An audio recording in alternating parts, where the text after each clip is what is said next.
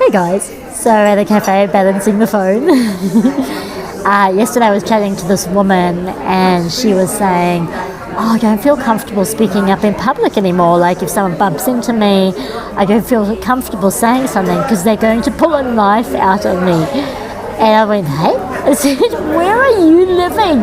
Because we live in the same city and that is certainly not my reality. And she said, oh my God, yeah, it's so unsafe. People just pull out knives on you. And so then I said to her, I said, have you experienced that personally? And she says, no. I said, has anyone you know experienced that personally? And she said, no.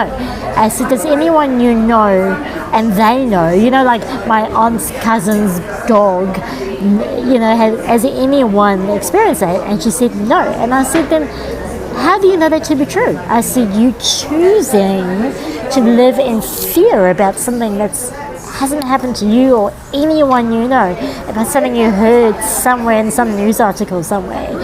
I said, is that really a wise choice for you to make? And I was reflecting this morning on that, and I was just thinking, God, there's so many areas in my life where I need to move, I need to really catapult forward, but I'm allowing fear to stop me.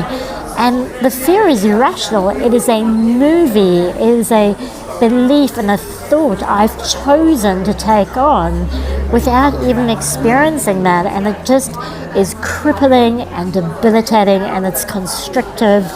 Eventually this morning I was driving and I was like, that is enough, Petra. Like, living in fear is horrible for me. I feel it so viscerally. It's in my stomach, it's in my chest, I feel constricted, and I have no basis to be fearful about something.